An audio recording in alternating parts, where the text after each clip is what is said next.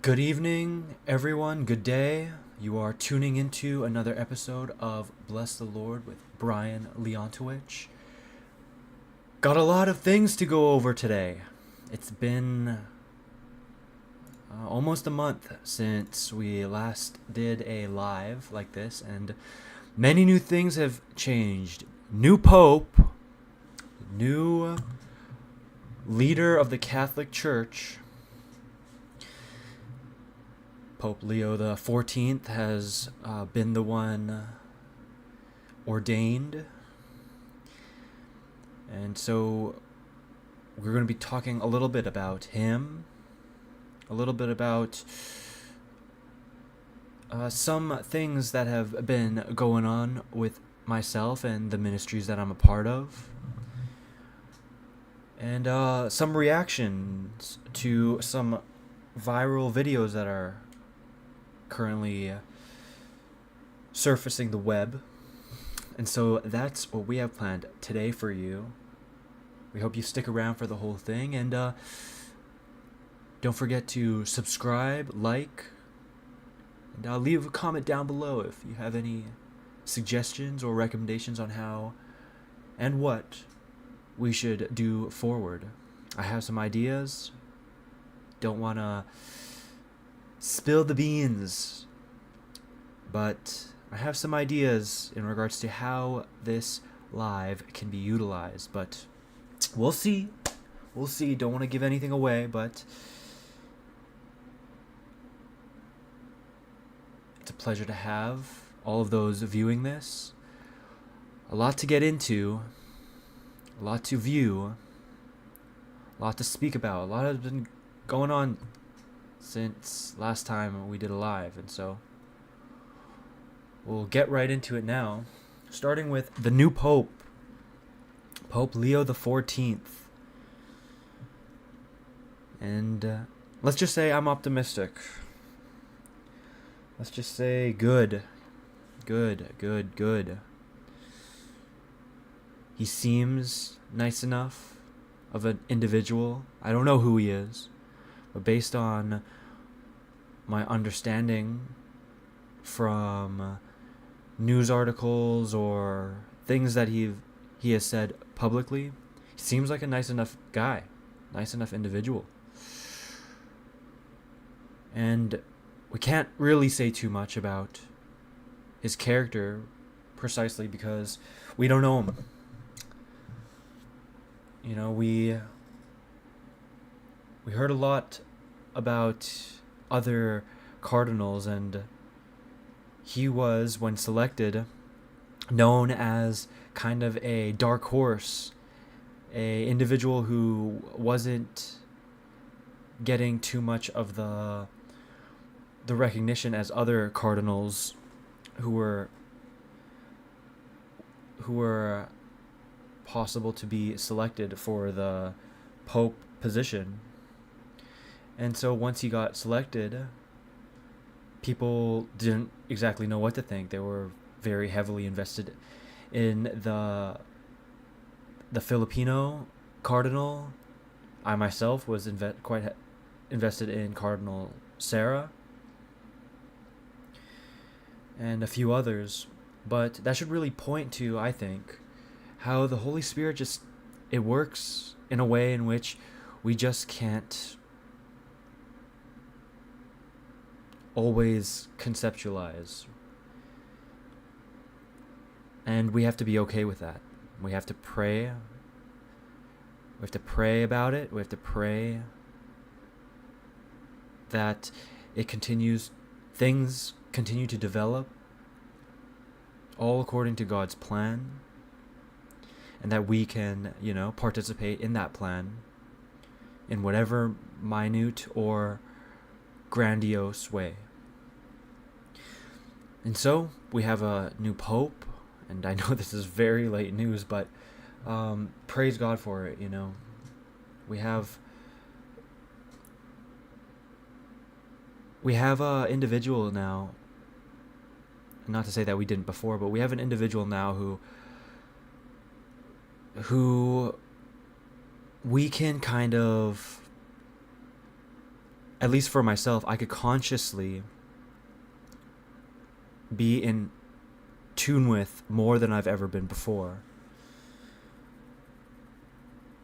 And now my prayers can be conscious in regards to who exactly I'm praying for, what kind of positions they stand for, and the direction of the church overall. And so all of these things just spells out good. And we just gotta, we gotta keep praying. We gotta keep doing our homework. Because now that we have a pope selected, we have to start evangelizing if we haven't already begun. And what's interesting, I was speaking to a Salesian brother about this, but there's so much change going on, especially within the parish that we are a part of. And not just the parish, but we looked at how the Pope is changing, how the Archbishop of Vancouver was changing, how the priests within our local parish are being changed. And as we were discussing about this, there's a period of we're in a period of change and adjustment, and one would argue fine-tuning. And us as laymen, I think, need to actively contribute in a positive manner to these kind of developments. And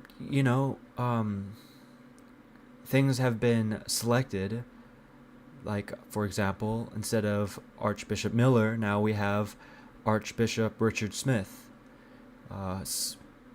One of our priests has stepped down from his previous position of, I think it was like head director or something, or maybe I got that wrong, but ostensibly he stepped down from his position, and where he's going next has yet to be publicized. And so the dynamic of the remaining priests at my parish, they have kind of changed. And because nothing yet has been concretized in regards to the finalization of roles yet, we're still in the midst of a form of transition period, because people still need to kind of adjust. People still kind of need to get an idea of what the new roles are going to be and how they're going to be distributed, and in what way does that affect the church, the city of Vancouver, the world, in the case of the Pope.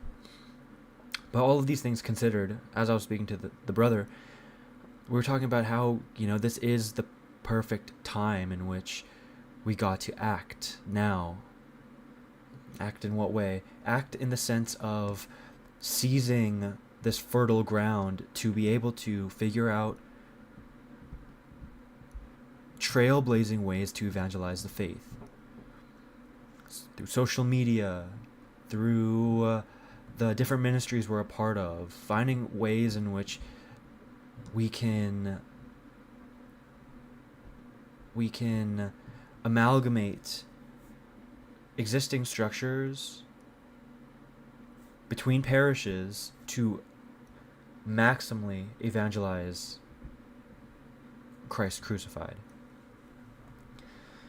And this is the perfect time to do so, and we got to strategize now we have to consider how that can be done. and that keeps me up at night, honestly. Just figuring out how and in what way can I contribute to the overall body of the church maximally. Even if that means, the role of sweeping up the church after Sunday Mass.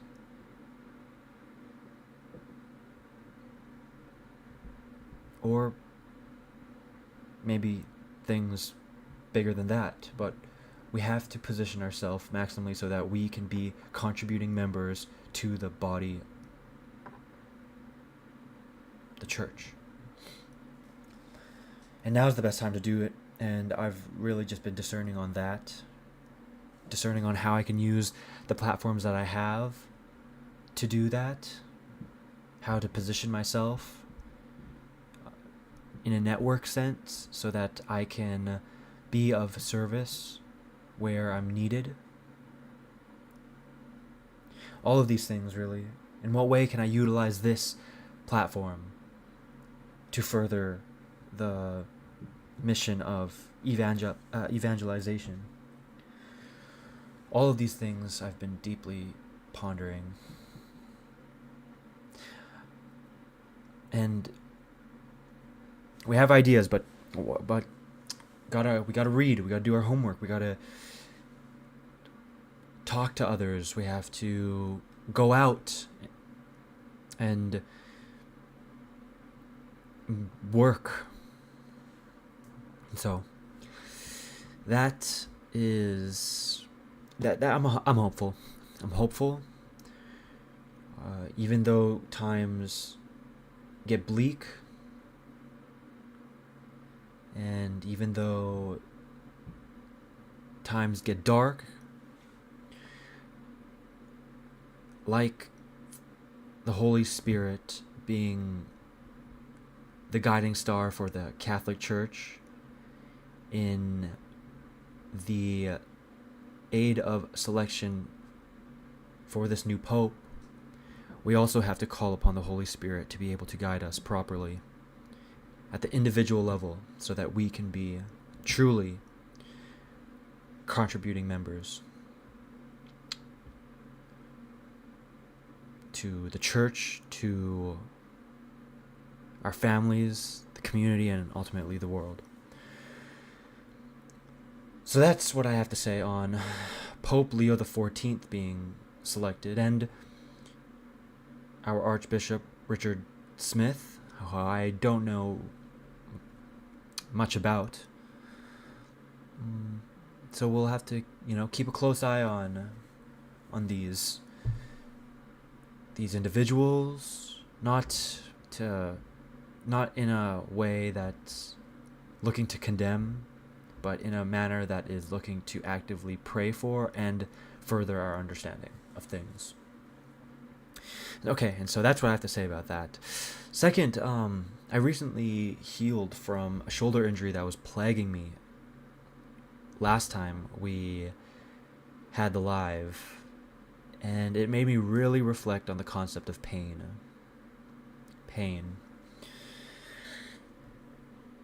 And I still was doing my regular duties to the degree in which I could, like church-related activities. And when I was in this state of pain, which really debilitated me. It really was taking a large toll, more than I've ever been exposed to before. I was really contemplating the concept of pain, and this was going on for 4 weeks. All I could think about was pain. That was the only thing that was on my mind for like so long. And since I've recovered, there is a part of my worldview which has shifted. in the sense of how I view things. Maybe it is a little bit more brutal. Maybe it is a little bit less tolerant in regards to people. I do think that, unfortunately, that those are a couple of the negatives. I think perhaps a negative in the sense of my dealings and in regards to any relationships that I may have with people. But it really just cemented a form of direness and gratitude for every moment in which I'm not in pain, and a kind of sensitivity to when I am not doing anything, how pathetic and dumb and unproductive it is. And it weighs on me a little bit more, to whatever degree it does. It's hard to measure it exactly, but it does weigh on me more whenever I'm not feeling like I'm actively in alignment productively with what God's will is for me. It does constantly berate my conscience. And it's interesting as well, because I work with the youth. I am much more the day demands that I do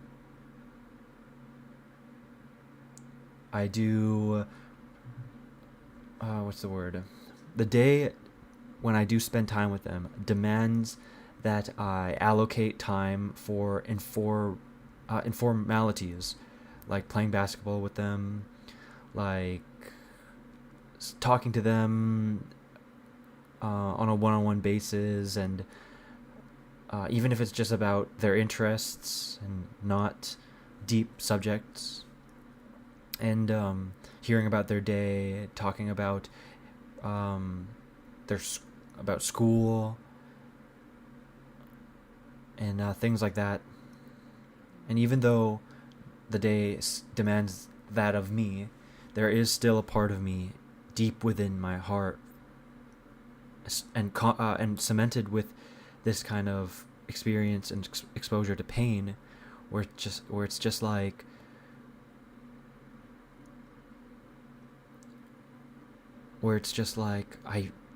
I feel like wondering, Lord, is this really what I should be doing right now? Like, can I be serving the youth in a way more effectively that isn't doing what the Salesian brother, who is the youth ministry coordinator, than what he does, which is this kind of emphasis on informality and spending good periods of time with them maximally, and he does that because he's a Salesian brother. He surrenders to this notion that this is his calling, and has made vows as a consequence to this belief. And the more I see it, the more I wonder, like, is that also the call for me? And it doesn't feel like it. It doesn't feel like it for me. Not to say that I don't and can't work with youth, and that I don't, occasionally like to spend informal time. But the mission, the game,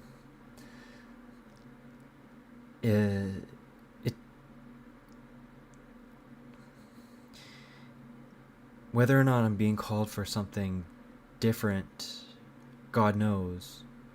But it really does feel like every fiber of my being is is keeping me here because there's still things to learn, but ultimately out of this certain ministry I will be, and where it is I don't know, but I have to prepare for what that looks like.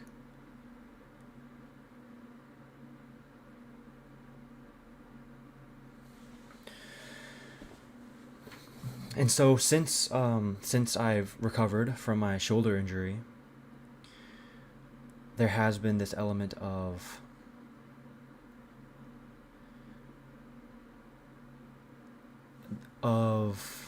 now, now.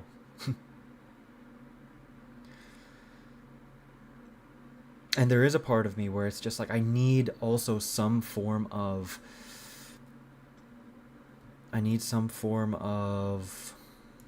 what? Not revelation, but some form of transfiguration beyond what I am now. Like I need a month-long silent retreat. I need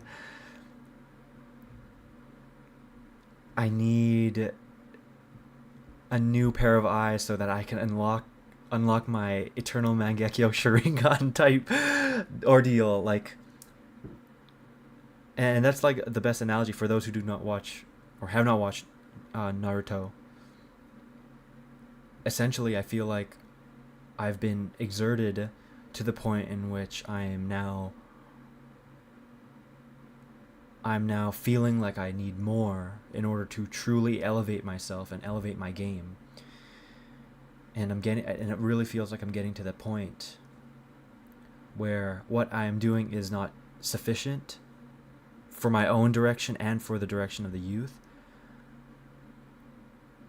And it berates me constantly that like this desire that I need more than the experience of a shoulder injury to cement my faith, but now I need to learn. I need to be exposed to something that will bend the knee again. And what I mean by bend the knee, it's like something that will completely take me away and then enhance all of me so that I can be a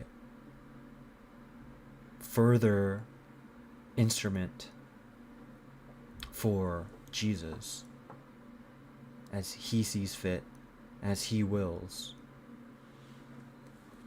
That's really how it feels. And I just don't have that. I've been offered, some like 1-day retreats and whatnot. There's this one coming up, I think, the week after this weekend. And it's called, I think it's called Man Up. And it's a 1-day retreat. I think it's only like 7 hours.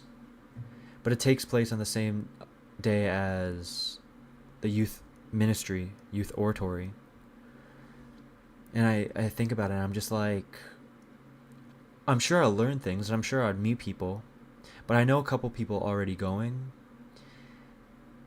And a part of me also thinks that I could garner that experience through them, and that I have to be doing something that same day that is breaking the mold, whether that be implementing a structure in which I think is usable for the youth ministry, or helping out with a different ministry and getting out there. Like in that time, like I need something big. I need something like an experience that's excuse me. I need an experience that will truly challenge my preconceived notions and understanding and just bring me back down.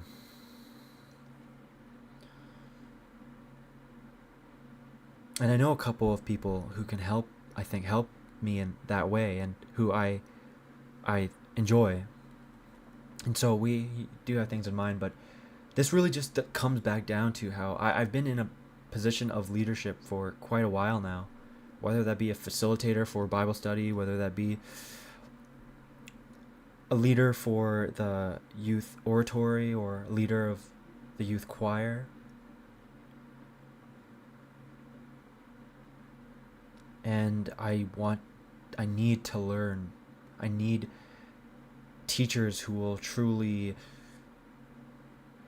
in some way or another, just deeply challenge me, so that something can happen to me.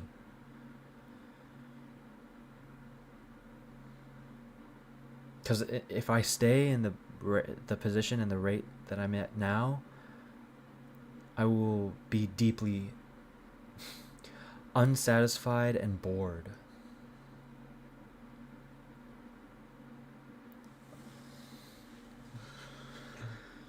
And so I need to seek leadership. I need to seek a form of counsel that is deeply reinvigorating.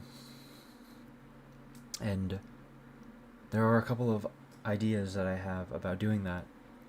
But it comes down to, putting myself in the right place, to be exposed to the right kind of people who will help facilitate this kind of change that I'm looking for.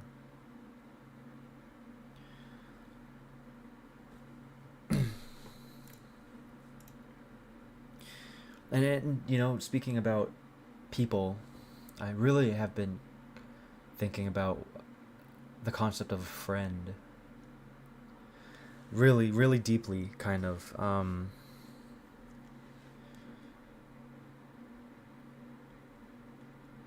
And normally I would classify a friend as, those who you share a mutual relationship with. But that idea has been quite challenged, because I think of Jesus, and I think about who he was friends with, and was there anyone in which he neglected that friendship with. And that friendship was for everyone, but not everyone accepted it.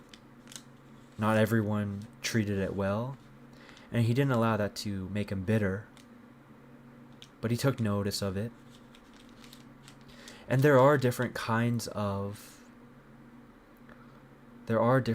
people in Jesus' life who he ministered to differently, who he had differing relationships with. He didn't just treat everyone the same. Everyone was not treated the same by Jesus. And so when I came to this conclusion, I wondered, okay, how did he manage his relationships? How did he perhaps categorize the difference in friends, how he treated the different friends in the differing categories? And I'll try to recall my thoughts, because I wrote them down, but I do not have the notes in front of me. But there was different modes in which Jesus enacted based on the differing individuals he would be surrounded by. For example, when he would speak to,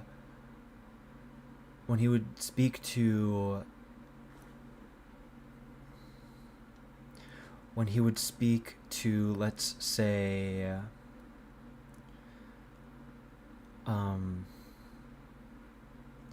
when he would speak to those who were his disciples, those who genuinely sought counsel from him, he would use language that was very virtue oriented. They would find relatability in regards to good virtue. And I'm not going to list out the supporting scripture for this, but this is just kind of a tactful approach on the end that's applicable even to us, where it's like, in how can we also be friends like Jesus to the differing kinds of people in which we, and groups of people in which we are exposed to. And so, for example, the people who, to continue, for the people who were the disciples of Jesus, Jesus often found relatable ground that resonated with his disciples when it came to good virtues and virtuousness. When it came to individuals who were deeply broken, this was another one. He used restorative language, Ramitic language.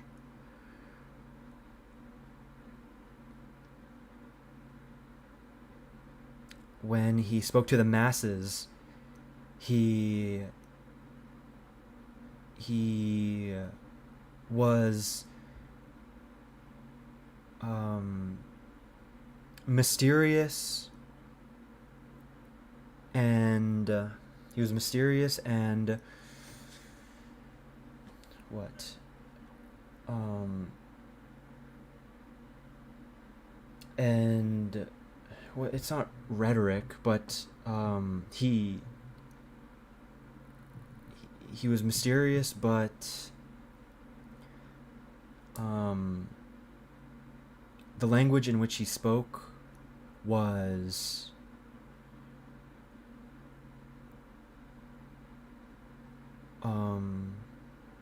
very, not preachy, but he was obviously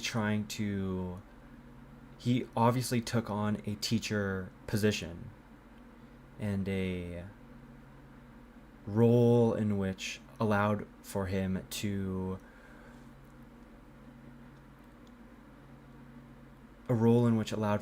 be in a clear position where he was opening up a teacher-student dialogue between himself and the great amount of people who had come to hear him. And please forgive me for the many chops that I'm making in my speech and articulating this, because this was a thought that I had, like, give or take 2-3 weeks ago, and trying to recall it now spontaneously, because I was not going to be talking about this, but this is the perfect time to, or at least try. But, Jesus did these kind of things. Maybe I won't be able to get through all of them, but it was really deep. These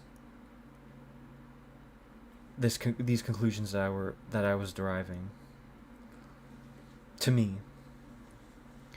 But he was, and to the hostile, how did he treat those who were hostile to him? He would treat them with this kind of self-offering approach, where regardless of how they treat him, he would still give up himself so that they may not continue to be possibly close-hearted. And it's these kind of things it was these kind of things in which I was really discerning on it, like, because at least for myself, I identify that I hate people, but I can't, because I'm a person, and I'm insufferable at times. I'm intolerable. I'm hard to get along with at times. And so although people really anger me, I really was discerning about how I can still make the claim to be a friend to them, even when it feels like there is simply no benefit to doing so.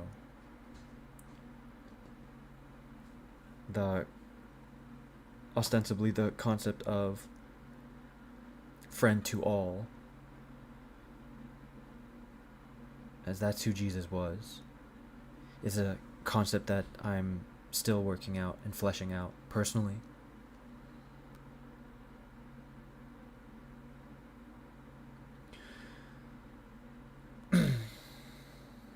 We'll end the pontification with that I don't know much. I don't know.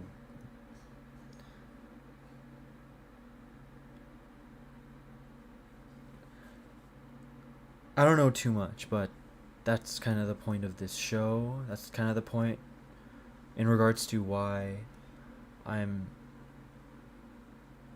working as I am, because I do want to further my understanding of things, and I want to save souls. Honestly, as every Christian should. But anyways, so that's that. I want to get into the reaction video of Jordan Peterson versus 20 atheists. And before I do, I want to say there was a point in time in which I truly had great respect for Jordan Peterson, and over the years, it's kind of started to diminish for many different reasons. And it's really tough because, I read his 12 rules for life, 12 more rules for life. I have his book, We Who Wrestle with God. And I went through, like, there was a time and place, a time period in which all I did was consume Jordan Peterson content. For like 2-3 years, all I did would just be caught up with his podcasts, with his lecture series on the Bible, with the Exodus lecture series, and the gospel lecture series as well. I've went through, but really, like, I just went through so much of his content, and I will never stop giving him flowers for where it is that he's brought me in regards to my spirit, in regards to the things that I know, the way that I talk, life philosophies that I have. And I will never stop giving him credit for doing that for me. But he was also the reason in why I got the vaccine. And he also isn't, or at least doesn't claim to be, a Christian. And what his position in regards to the passion, death, and resurrection of Jesus Christ, it's not yet really known exactly where his stake is in the ground. And he's also with the Daily Wire. For however you want to think about that. I am not privy to the fact that he works for Ben Shapiro. And those are just the facts, you know? And so, well, like, we're going to be watching his video, Jordan Peterson versus 20 atheists. And God help us, man, you know? Like, I saw clips already. And some of the clips, and, it definitely made me cringe to see how tested he is getting. But it's good. It's good that he's getting tested. It's good that, and that's also one of the reasons why I'm even going to be reacting to it, is to see the kind of arguments that are being posited to him, so that I can also further my own understanding from the angle of an apologist for the Catholic Church, to the degree in which I am one. But yes, we're going to be reacting to that now, and so let's just get things ready, and then we're going to be checking it out. Okay, so let me just, where would be the best place for,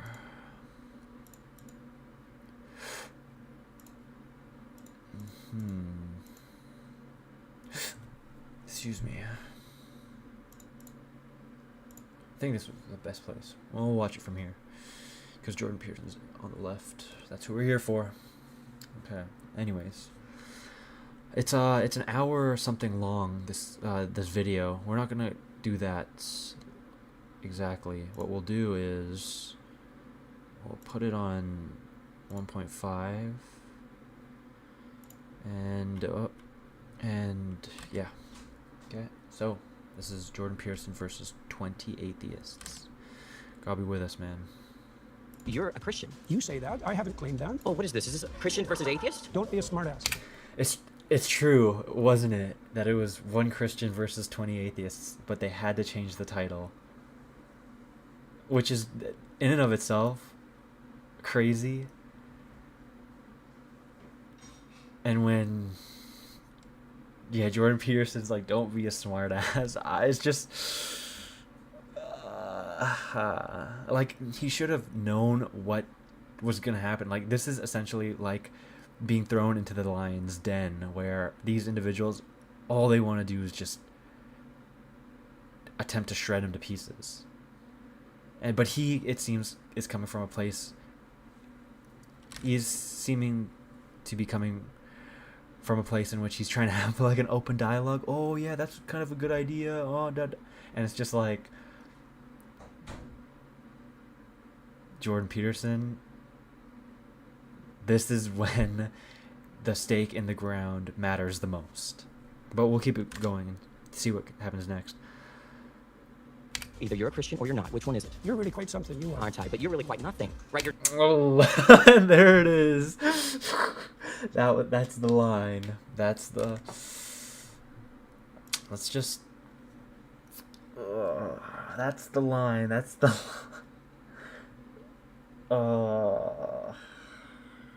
and it's... But it's true. That's what happens when you don't have a stake in the ground for something. When you... And I remember Jordan Peterson said something a long time ago. I think it was when he was being questioned by some priest who just kind of... who... When his wife had become an official... went through the series of steps to become an official Catholic, and I think it's the priest posited to Jordan about why it is he isn't Catholic. And Jordan said something along the lines of, he exists at the edge of things. And when he said that to me, not to me, but when he said that to me, like everything that he said prior, or that he has been talking to or talking about prior, I've always been like kind of, yeah, you know, like how does that apply to me? Does that seem right to me? Yeah, it seems like it is. Integrate. But that was the one stark thing in which I really tried to consider. I'm like, do I also just sit on the edge of things? And I was like, I don't. When it comes to Catholicism, like, I'm in or I'm out. And I really did truly feel deeply in. And I was like, I don't sit on the edge of this decision, like a decision like this. And perhaps arguably one of the most important decisions one ends up making. And for him to say that he exists on the edge of answering that question, I was just like, I found deeply flawed. Anyways, we'll continue.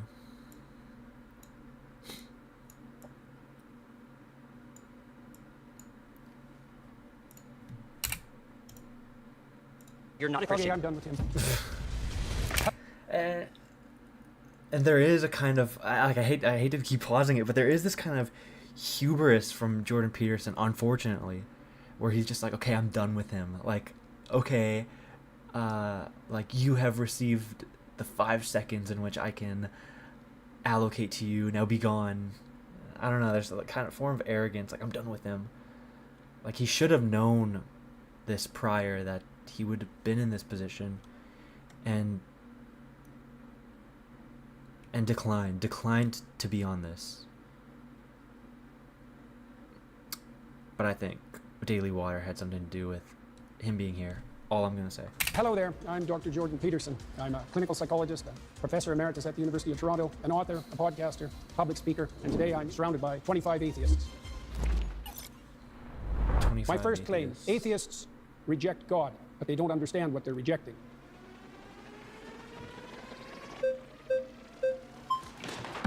Good afternoon, Dr. Peterson. How are you doing? So this claim here that atheists don't know what they're rejecting. My background is in studying to become a traditional Catholic priest, daily mass, daily rosary, going on long retreats, deep into the magisterium and biblical hermeneutics. Like, I was thoroughly in it. And it seems like I do know what I'm missing. Is there something that I missed over years of study, both this issue formally and living out religion so deeply? Well, you obviously feel that you missed something when you were practicing for the priesthood. Your aim was off then. So there's always the possibility that it's still off now. What was off about my aim in the first place? I don't know. That might take a long time to figure out. Well, then it seems kind of like this no true Scotsman type of fallacy in which you're the arbiter of people's aims and how they understand those aims to be. How is it that you can claim that people don't know something that you know about their life despite not having met them?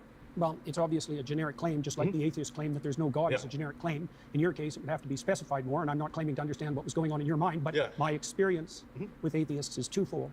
Is that they have a very reductive notion of what constitutes God, let's say in the Judeo-Christian tradition, and they've often Judeo. been hurt by someone who was religious or by the religious enterprise or perhaps by God himself, so to speak, and that's left them with an animus. But I think that you have a reductive view of what atheism is. You've defined religion so broadly to include any sort of having aim in life, any sort of cultural archetypes, or having a metaphorical substrate. And atheism to you is a very specific type of like 3 people in the world that are these Raskolnikov type of, they want to get away with a perfect murder. It seems like you have the reductive view of what an atheist is. Well, let's start with your claim.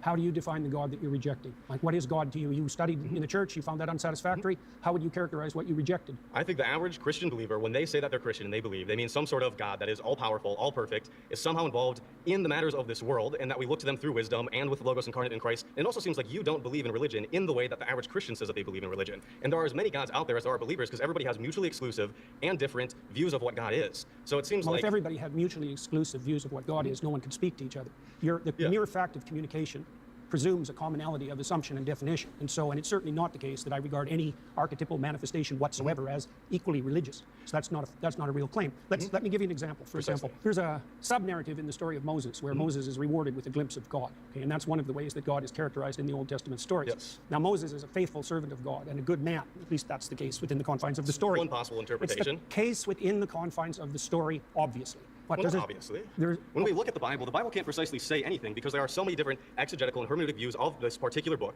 and that everybody has disagreed historically on. It seems like even the most benign detail about a book this big, and it seems like you can only say that the Bible says something if you first presuppose that it's univocal. So your claim essentially is that Moses in the Old Testament plays the role of a villain or is irrelevant? Because the alternative claim I'm is saying that that we he's can't good. know, because we can't talk to those authors. If you are going to start with the presupposition that there's nothing I can say about any of these stories that you're not going to disagree with from the perspective that there are multiple potential competing claims, then I can't speak with you. So And you we have- also have a short time here, so I want to get to the core of what you're arguing here, and I'd love if we could. The core of what I'm arguing is that atheists reject God, but they don't understand what they're rejecting. So I'm trying to Yes. give you an example of what's being rejected and its complexity. Okay, so God rewards Moses with a glimpse of the divine. So this is a definition of the God that atheists are hypothetically rejecting. A possible one. I said ah, Yeah. I didn't say the. I know. said ah. That is possible, yes. Okay, so despite the fact that Moses is a stellar character and he's had a long and difficult life and can withstand a lot of difficulty and travail, God puts him between two cliffs. So he can just see a crack of what's in front of him. And when God walks by, he allows him to see his back. Okay, so the implication of that story is that the divine is fundamentally unknowable. It's a pinnacle experience, and that people in their finitude have to be shielded from a comprehensive vision of the basis of reality. Well, that's not the God that's defined in that manner, right? It's not a simple personification. It's not a simple old man in the sky. It's something that, in its essence, is unknowable and overwhelming. And that isn't, in my experience, the God that's defined by atheists who are attempting to undermine the story. I mean, it's the same claim, for example, that you're a finite creature, and that you face something that, in the final analysis, is unknowable, and that you have to establish a relationship with it regardless of your inability to perceive or even withstand perceiving the whole. Okay, is there a problem with that? I mean, the problem is that when we look at, famously, when you've been asked, do you believe in God, the question becomes, what do we mean by God? And in the Bible, it's not even clear the biblical authors know what God is, because Yahweh has historically emerged from an early storm god, a deity that doesn't exhaust the category of deity, and it has changed over the Old Testament. Does God have physicality? Does God not have physicality? It seems like, yes, if you define religion to mean anybody that has an aim, anybody that looks at the unknown, anybody who wants to go from chaos to order is inherently religious, then yes. But also in the same way, I could define atheist as somebody who doesn't dogmatically believe in a religion, or somebody who doesn't regularly attend religious services or belong to a denomination. To help especially the audience, kind of like boil this down, there's a lot of words there. That the central claim is that we exist somewhere between the finite and the infinite. Central claim. A central claim is that we exist somewhere between the finite and the infinite? No, Is that? I said that we were finite and we had to establish a relationship with the infinite. Yeah, then in that case, then we're all religious, but then I can do the same thing and define one particular element of atheism. It seems like we both have a reductive view of what the other side looks like, to the point where a conversation seems incoherent, and not just incoherent, but not in the way that the average Christian understands Christianity to be. Do you have a Okay, problem? let's pause there. Sorry. We're now for the majority. Yes. Hey, how's it going? Nice to meet you. Nice to meet you, David. David, good to see you. Tell me everything that you know about the Polynesian deity Lono, L-O-N-O. I don't know anything about the Polynesian deity Lono. So you're rejecting something without knowledge of what you're rejecting. I'm not rejecting it. Do No you more be- than I'm do you rejecting believe in anything that Lono? I don't know anything Do you about. believe in Lono? I Do you fail to believe see that the he is a relevance of deity that. that exists in the world, exists in the universe, that exists in the existence of everything? Yeah, I can see that he's kind of like his patience. He's just like, ugh. Like he started off very pleased, but the moment he determined that this is another wolf trying to take him apart, he was just like, ugh. And so it's just like, why would he come on here in the first place? If he's looking, it seems like he's looking for something else. Do you believe that Lono I'll is answer a that being? question once you answer my question, which is, do I reject everything that I'm ignorant of? Because that's your presupposition that undergirds your argument, and unless you can prove that that's valid, then there's no point. My question is quite simple. Yeah, but that doesn't Do mean you it's believe- formulated accurately. Do you believe that Lono exists? Yes or no? I'm not going to answer that question for the reasons I just described. You already insisted that if I reject something, that if I'm ignorant of something, I reject it. Do you think that everyone in the world has to know everything simultaneously for that to be valid and true? I think in order for your Answer that argument question. to be true, in order for it to be true that we atheists don't understand what we're rejecting, then you need to also apply that to yourself and to Christians and to Muslims and to any other person on this earth, where if you don't understand what you're rejecting the belief in, then you can't reject the belief in it. That's the implication of your I claim. didn't say that I rejected the belief in Lono. I It's said I didn't Lono. know who Lono. No, actually, it's Lono. Actually, it's Lono, and I will not accept any disrespect of the god Lono. Who Lono was. This guy, man. I didn't say anything about rejecting. That's because This guy, man. Just look at him. Hair all greased up. I've asked you several times and you haven't, but let me get to my even greater point. Mm-hmm. You're saying atheists don't understand what religion is or what God is in order to be able to reject it fully or completely. We have someone over here who studied it in their own way. I've studied religion. I have a degree in religious studies, specialty in Christianity and Mediterranean traditions. And further than that, beyond me, Pew Research studies suggest that atheists and agnostics actually know more about religion and about religious stories, the foundational principles, than believers. That's because they're more religious than they think they are.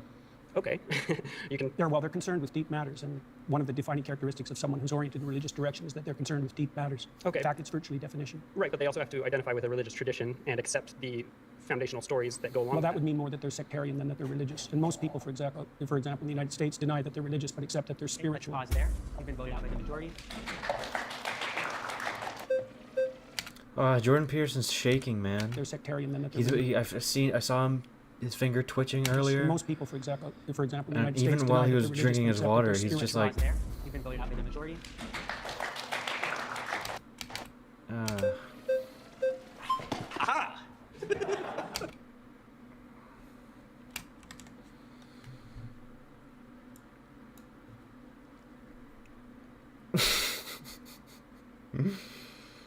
aha! I got the chair first, bro. Okay, well, it's just don't break it. Nice to meet you. How are you doing? Good, how What's are your you? name? I'm Greg. Nice to meet Hi, you. Greg. Okay, so I feel like you're getting at this idea of polysemy, where we have multiple related meanings for a word, right? Like, for example, a famous painting can be emotionally moving in that it changes my emotional state. And when I was on the highway coming here to the studio, I was physically moving. I was changing my position.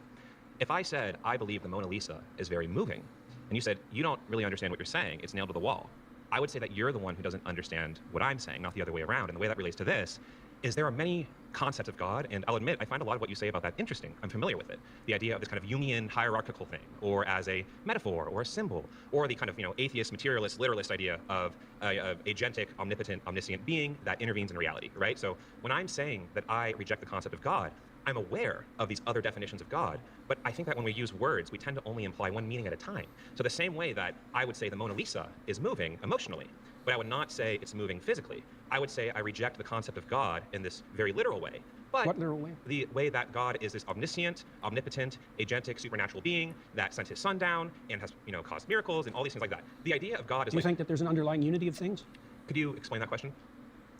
Well, scientists, for example, believe that science unifies in a comprehensive theory. Do you? Yes? No? Or I that know there are that people- multiple competing truths? Those are the options. Either things unify, or there are multiple competing truths. I know that, for example, like in physics, people are looking for like a theory of And everything. why do you think they're doing that? It's interesting, it's helpful. But they also believe that there's an underlying unity to things. In a sense, yeah, like the material world and time and space are probably governed by universal laws and principles. Partly that, yes, yes, but that the same thing might extend to a broader domain that would include imagination and value. Could you help me connect that to the prompt? Well, I'm trying to define God, the God Yeah. that I don't think atheists do a very good job of defining. Here's another question for you. What do you think guides you in your determination of whether or not what you're saying to me is true?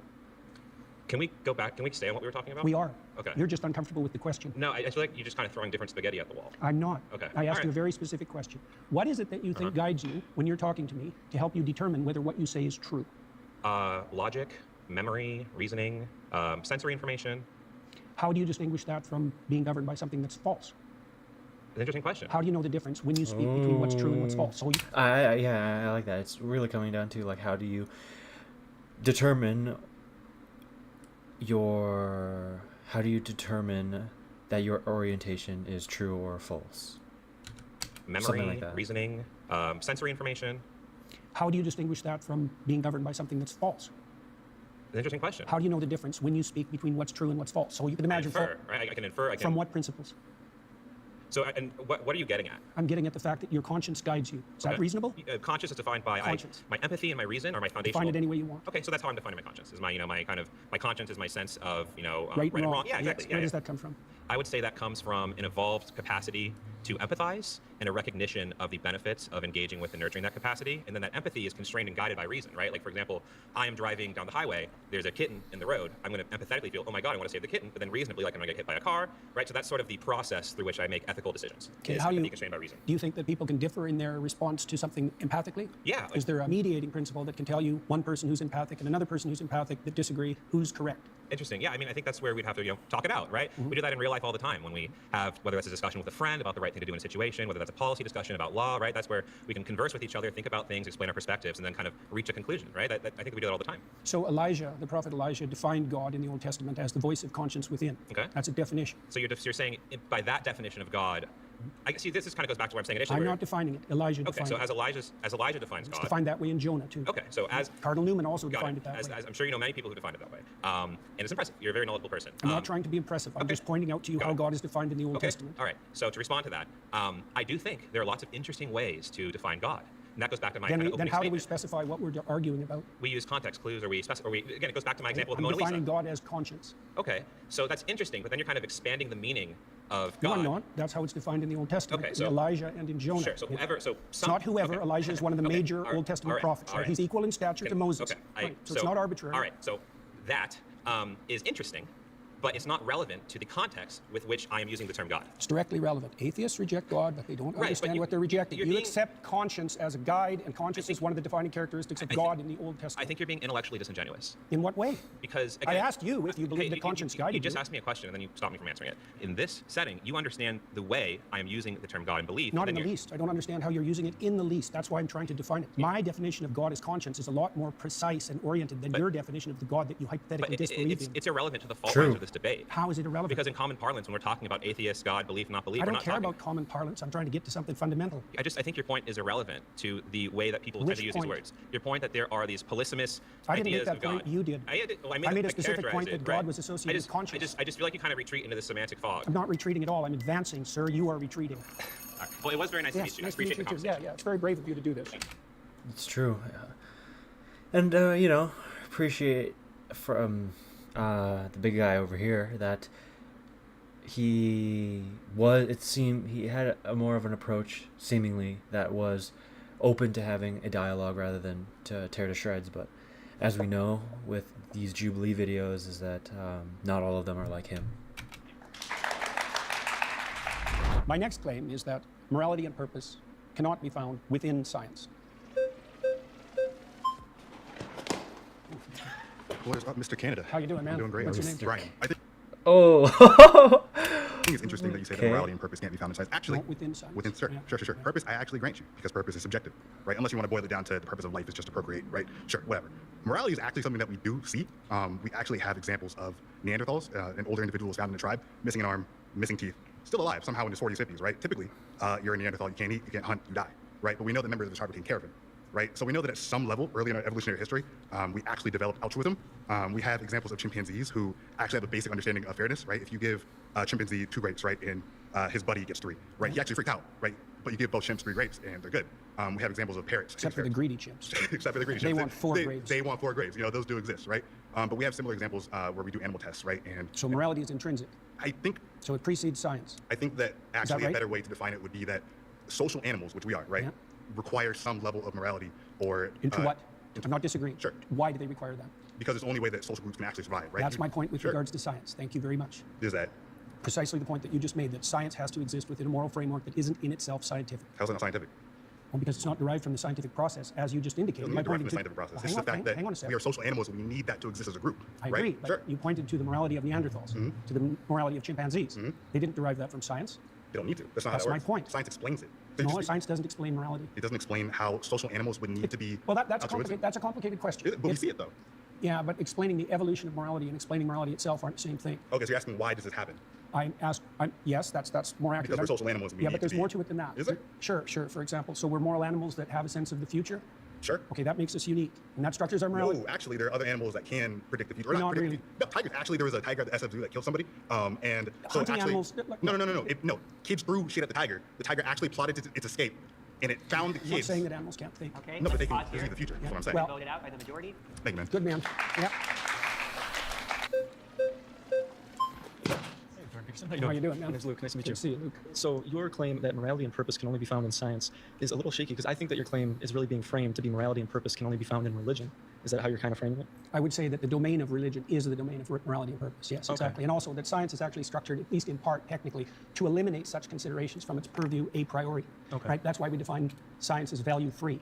But that has to be wrong because scientists have to prioritize their attention towards something before they can even engage in observation. Okay. And that act of prioritization of attention is a value-predicated act. And so I can continue. There's all sorts of things we have to assume Yeah. about science before it can take place. Okay, so what I'm specifically pointing out here is about religion in particular, since you yourself are a Christian, right? That's people debate about that. And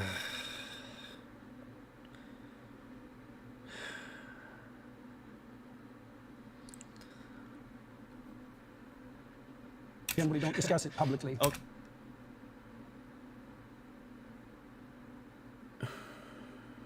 Such a odd position he takes. Why? Okay, I understand that. And me, myself, I am a former young earth creationist fundamentalist. Oh, yeah. So I have experience in this. I used to run a TikTok channel directed about apologetics about the Bible, specifically in this type of facet with morality, evolution and such, and going back and forth with that. So in the Bible, it talks a lot about slavery, right? Yes. Yes. So in that, it teaches you how to take care of a slave. Rather than saying slavery is wrong, I think No, it it should says say that in the story of Moses. It says slavery is incorrect. It says Well, it's that's immoral. why Moses leads his people away from slavery. But why does the Bible predicate and tell people exactly how to take care of a slave? Isn't Well, that immoral? Wouldn't you say that culturally we've evolved as a species, as he said earlier about empathy? Yeah, I would say that the reason we evolved, so to speak, away from slavery was because the West was founded on Judeo-Christian morality Judeo-Christian.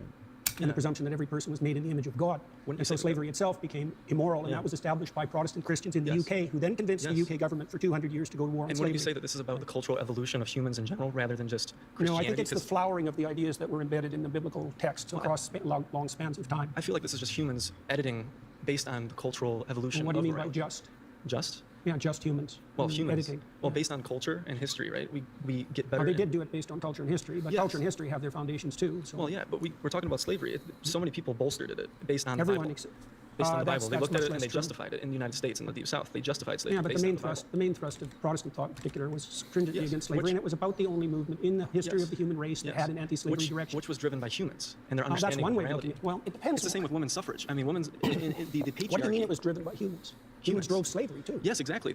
So there's no argument there. If slavery and anti-slavery were both driven by humans, what Yes. does your claim that they were driven by humans have to do with it? evolving There's a morality specific. based on the culture that within the society that they live in. Okay, So fine. with I think women's that suffrage did as well happen. is a very similar topic in the Bible. There are denominations in Christianity such as Pentecostal movement which do bolster women to be pastors, right? Which I think that's a great thing to Nope.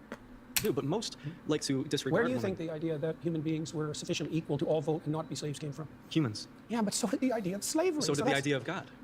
Fine, but what's Yes. your point? Like, you're not making an argument. You're just saying all thoughts come from humans, Yes. regardless of the thoughts. It's not driven by a higher power. It's driven on our experiences Define as higher. humans, which is what is best for all people. Is it driven by conscience? It could be. Which conscious is also something that has evolved over time, and I think that's What's something the that does evolve with in morality and empathy. Okay, I don't understand the point that you're making. My point is that God influenced slavery. People looked at the Bible and went, "This is moral because God says so." Just like women's suffrage, There's lots and of just like homosexuality. all human societies were slave owned, so you Yes. can't blame that on the Bible. If humanity decided, Oh wait, address that first. What, about All slavery? human societies were slavers, so you can't blame that on the Bible. well, you can say it bolstered it. Well, not if you look at the broad sweep of history, because it was the Protestant Christians based in on the their UK. interpretation of the Bible, It was the Protestant which Christians. evolves over time. Let's pause there. You've been voted out by the majority. All right. Well, it was great talking Yeah, with you. nice sir. talking to you Yes. too.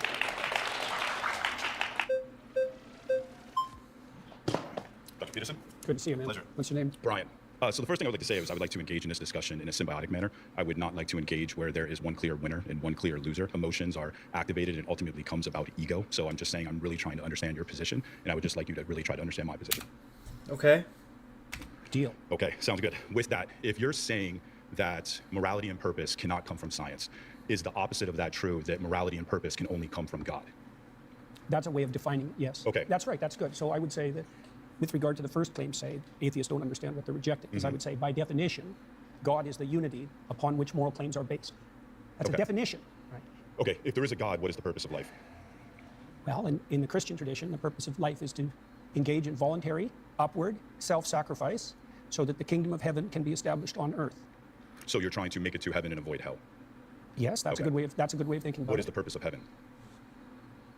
You understand? Well, so here's the deal. At We minimum, can at get minimum it's into the an opposite infinite. of endless suffering. How about We that? can, okay, and so should we not try to achieve infinite suffering on planet Earth? And if we can achieve infinite suffering on planet Earth mean without avoiding- God, you mean avoiding it. avoiding it, if we can do that without God, then does that defeat your claim? Well, yeah, except that it doesn't. You circumvented my initial definition, because I said that by definition, God was the unified source of morality. And so if we engage in Right. To be able to find or bring about the kingdom of heaven here on earth cannot be done.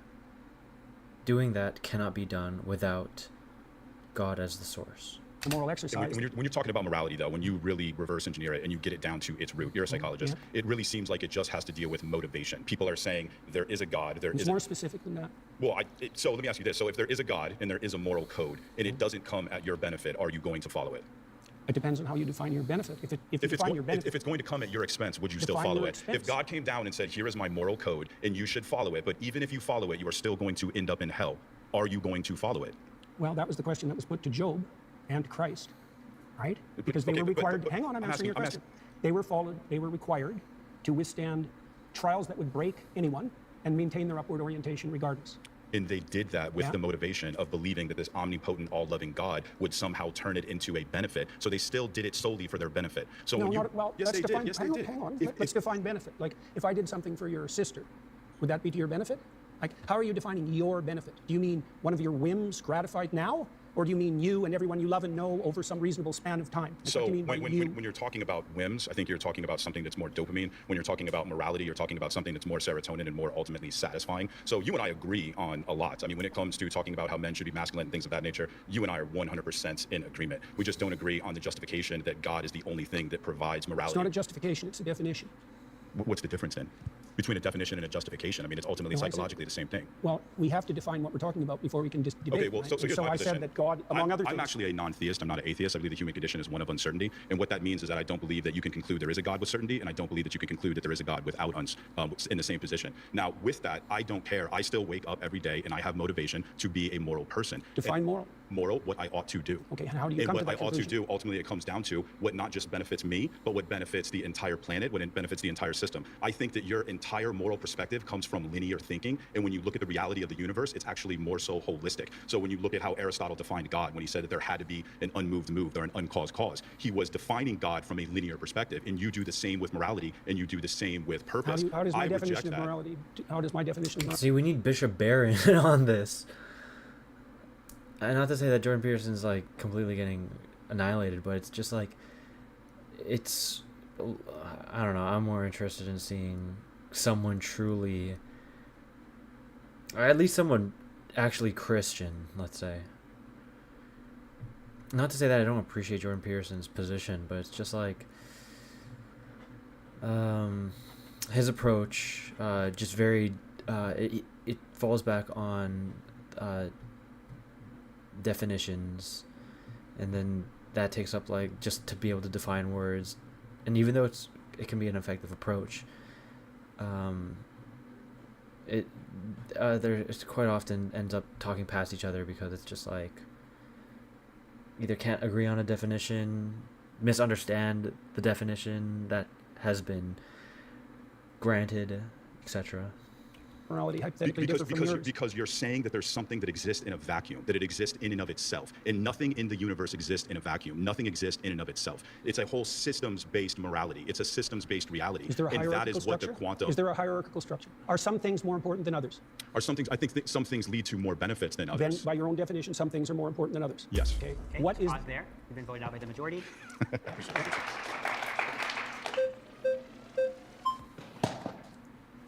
How you doing? Nice to meet you. This guy. Buckle up.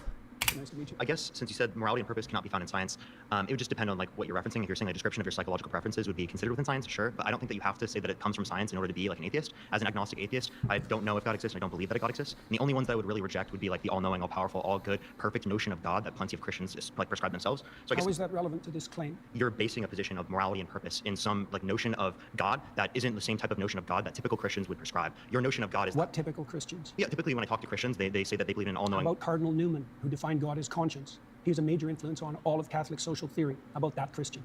Sure. So do you believe in the all-knowing, all-powerful, all-good notion of God? Buckle up.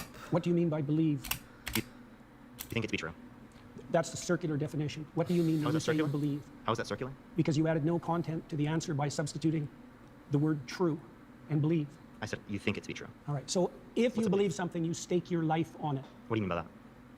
You live for it, and you die for it. That's what I mean by that. It isn't something that you say. It isn't something that's associated with logical consistency. It's not declarative. It's not propositional. It's not a figment of your imagination. It's the presupposition of your attention and your action. And you're either fragmented, in which case you worship multiple gods, or there's some unity at the bottom of it that makes you an unstoppable force. Okay, so you're saying that you don't believe something if you wouldn't die for it? Not really, no. Okay. So then, How would you define belief? Something you say? That's why I explained. Like, I could believe it is the case that this pen exists, but if someone like threatened my life, right, I would lie in order to be able to save my life, right? Like, I think you would do that too. You wouldn't lie to save Don't your be life. so sure. You wouldn't lie to save your life? How much do you know about me? I didn't lie to save my career. I didn't lie to save my clinical practice. Would you lie to like save your children, your mom, your dad? I don't think lying would save them. Can there ever be a circumstance logically that lying could save someone? Yeah, and if you're steeped in sin, you're likely to live in circumstances like that. I'll give you an example. If you're like in like Nazi Germany, and it is the case that there's like Jewish people in your attic and you're trying to protect them, example. would you lie to like the Nazis? I would have done everything I bloody well could, so I wouldn't be in that situation to you begin lie? with. It's a hypothetical, and it's You not can't answer answerable. hypotheticals? No, I can't answer a hypothetical like Why? that because Did it's you eat far. today? Look, Did you don't eat play today? games. I'm not playing games. I'm just Yes, asking you if are. you If you present me with an intractable moral choice that's stripped of context and you back me into a corner, you're playing game. I just told. It's one of those Dean Wither tactics. They all are as pale as ever. Dean Withers, this guy. I wouldn't be surprised if they're somehow co-arbiters in regards to the whole liberal defending.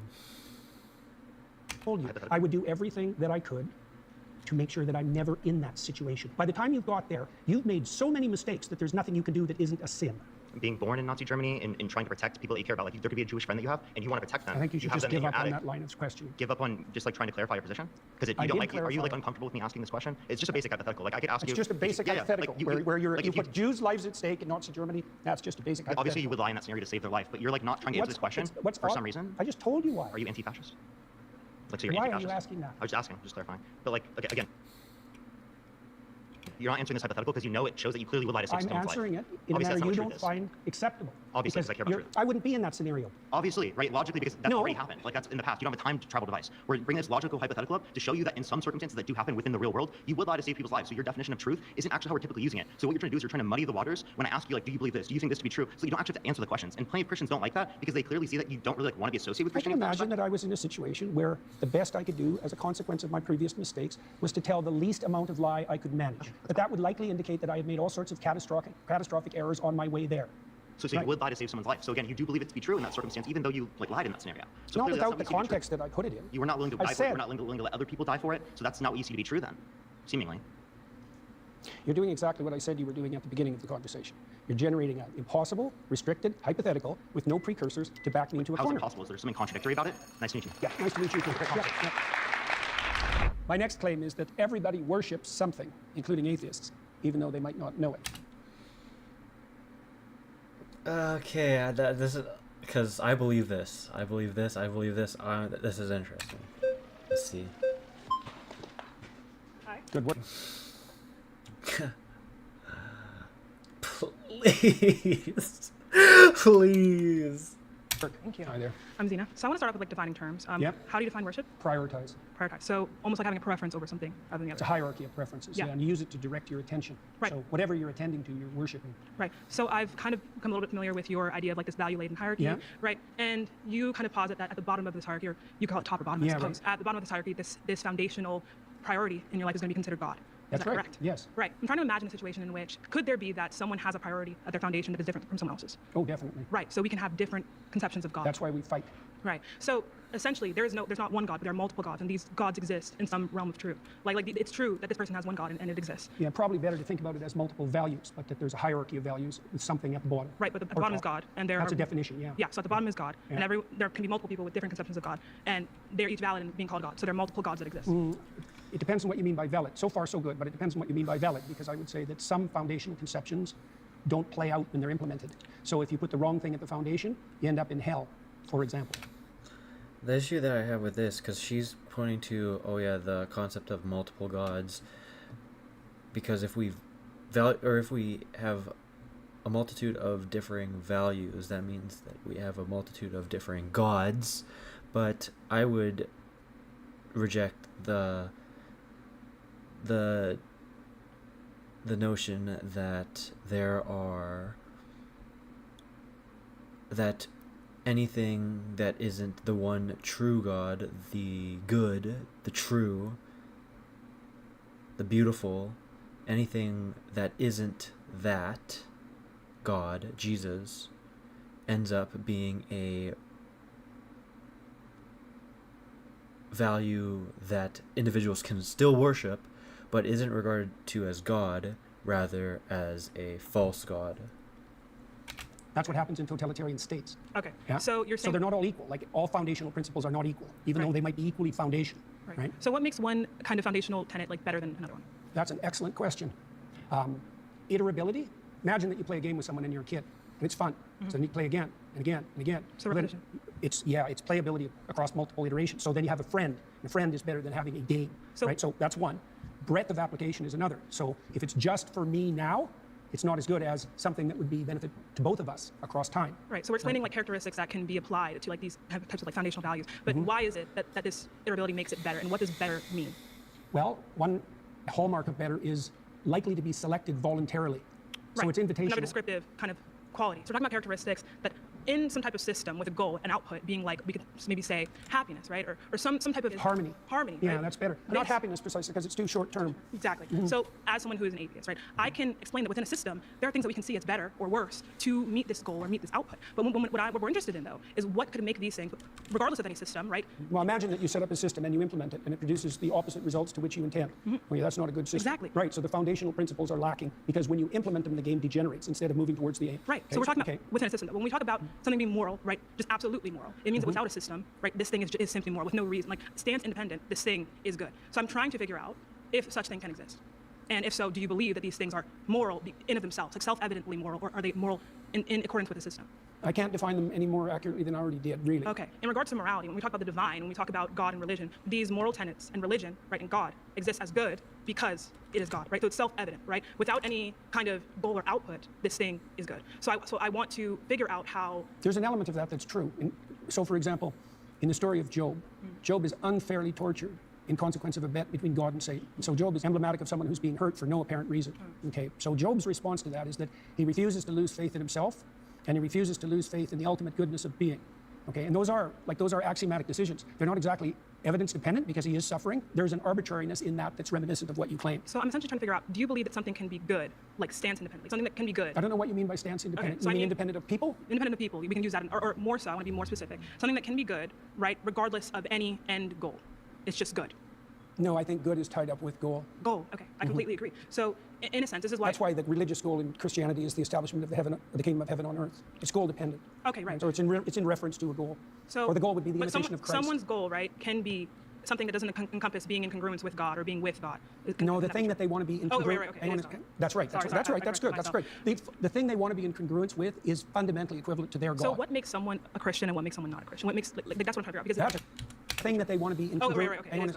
That's right. That's right. That's good. That's great. The thing they want to be in congruence with is fundamentally equivalent to their God. So what? The thing that they are congruent is fundamentally their God. The thing that they are most congruent with is fundamentally their God.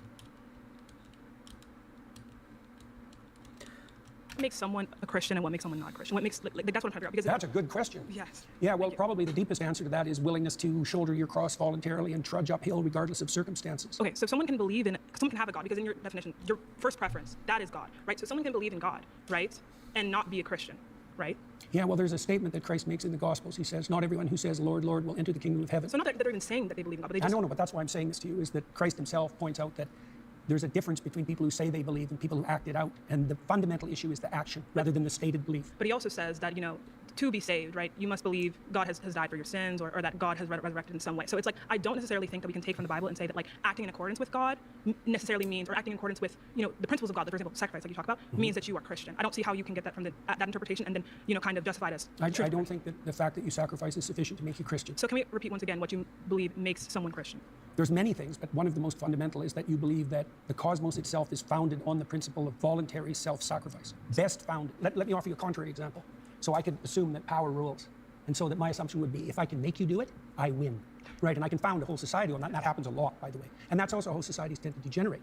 And so that would be a society that was founded on the principle that you get to sacrifice and I don't have to. Right? Now, the contrary to that would be something like, you give up voluntarily and with courage all the things you need to situate yourself properly in relationship to the future and other people. Right. So then there's a harmony. That's why I talked about harmony earlier. So you navigate your life, right, in accordance kind of to this principle of self-sacrifice. Can I say it in that way? Yes, you can definitely say it properly in relationship to the future and other people. Right. So then there's a harmony. That's why I talked about harmony earlier. So you navigate your life, right, in accordance kind of to this principle of self-sacrifice. Can I say it in that way? Yes, you can Right. definitely say it that way. That's exactly right. And navigate is the right So term. someone does not have to have any awareness of Christ, of the story of Jesus, and but let's say 60% of their actions, right, or more, whatever kind of metric you want to use, are in line with this So the self-sacrificial. Christian, the Christian thinkers of the Middle Ages dealt exactly with that problem, and they were talking about the pre-Christian philosophers, for example, and they noted the similarity, let's say, between pre-Christian Greek thought and later Christian thought, and presumed that there were moral actors outside the Christian domain. Right. They're So is that person addressing Christian, this- though? Is that person Well, Christian? to some degree, again, that's a matter of definition, because they Exactly. wouldn't be proclaiming Christian propositions, but they're acting out the pattern. Of Right? So, Christianity. yeah, so imagine that full Christianity would involve a dozen things, and you can imagine someone who knows nothing of Christianity, say, acting out 8 of them. Right. Right. So- So then they'd be 8/12 Christian or something 8 like 12 that. Christian. Well, But to be like a full Christian, how can someone say I am Christian? Like I am Christian, not 8 12, but Christian. well, don't I understand. hesitate to do that personally, because I think it's the kind of goal that you be very careful about proclaiming the But technical. belief is not necessarily, to be mostly Christian, belief is not necessary. 8 12s or, right? Well, it depends on what you mean by belief. See, because I would say that acting out the pattern is the deepest form of belief. Now, you could add to that what you say. So, maybe in the optimal situation, how you act and what you imagine and what you say, they're the same, right? But you can imagine a hypocrite who says all sorts of wonderful things and does nothing, and you could imagine another person who acts in a very positive manner but proclaims nothing. So right? what I'm kind of seeing is like a descriptive, a really comprehensive but descriptive analysis of human action, human thought, and by which we can characterize people and put people in boxes. But I don't see, Why in boxes? like, when I say in boxes, I mean like I can categorize you based on your actions, not based on necessarily what you say, but based on your actions that you are more so or less so Christian, right? Things like that, right? So we can categorize people as Christian. Well, I would say more or less voluntarily self-sacrificing. But that's also what we came to, though, is that someone can be like 60% or 70% Christian based on simply just acting in that Yeah, way. Richard Dawkins is like that. I watched that debate. Pause there. We've been voted out by the majority. Very good. Thank you so much. Really, very thoughtful. Hey, Dr. Peterson. How you doing? Danny, nice to meet you. What's your name? Danny. Danny. You're saying atheist Danny. worship things or people or places, whatever. Can you be very clear about your definition of worship again? Attend to, prioritize, and sacrifice for. Okay, that's it. That's your understanding of worship. Well, I can flesh it out, but that'll do for the time we have. Okay. Do Catholics attend to Mary? Oh, yes. Okay. So do they fit that description of worship? Yes. So you would say Catholics and other people that revere Mary, like the Eastern Orthodox tradition, worship Mary. Well, they might not put her in the highest But place. you would put it that way. No. You just said it. Now you're taking it back. There's now? still a hierarchy. Okay, there's a Are you taking it back now? hierarchy, but within the There's something at the top. Oh, right. Another pale skin. Right, you can worship things Mary is below. quite a ways up the hierarchy, but not at the top. Let's go over your definition of worship again. What's your definition of worship? Attend to, Attend to. Do prioritize, Do and Catholics sacrifice for. do Catholics attend to? Do they prioritize Mary over all other human beings? No, I didn't say overall, did I? I didn't Well, add that to my you definition. understand- I said there was a hierarchy as well. You attend So you can Catholic. attend to something trivially, or you can attend to it deeply. And Now there's you're a- adding stuff to the definition. But your original I definition. added the hierarchy part at the beginning. Are you just familiar? didn't understand it. Are you familiar with the Immaculate Conception? Why is that relevant? Because you go to a Catholic church, don't you? Or you've attended recently. You're interested in Catholicism, aren't you? Sure. All right. Are you familiar with their doctrines? Somewhat. Okay. You're Their familiar. doctrines are How very do they deep. regard Mary? Why are you asking me that? Because you're a Christian. You say that. I haven't claimed that. Oh, what is this? Is this Christians versus atheist? I don't know. You don't know where you are right now. Don't be a smartass. Well, and I mean either you're a because I Christian won't or you're talk not. to you if you're a smartass. Oh, either you're a Christian or you're not. Which one is it? I could be either of them, but I don't have to tell you. You don't have to tell me. I was under the impression private. I was invited to talk to a Christian. Am I not talking to a Christian? No, you were invited to. I think everyone should look at the title of the YouTube channel. You're probably in the wrong YouTube video, You're really quite something. You are. aren't I? But you're really quite nothing, right? You're not a Okay, Christian. I'm done with him. Yeah, I mean,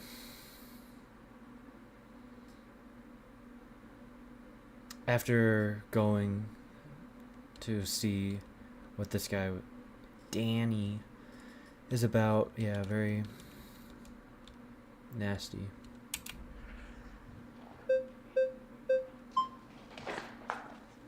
Hi there. Hi, nice What's to your meet name? you. Gerard. Hello, Gerard. Nice to meet you, sir. So you said that worship is when you prioritize and sacrifice for something, right? Yeah. Okay. But there's a hierarchy in there. Sure. So I prioritize and sacrifice for my wife more than I would prioritize and sacrifice for a random person on the street, right?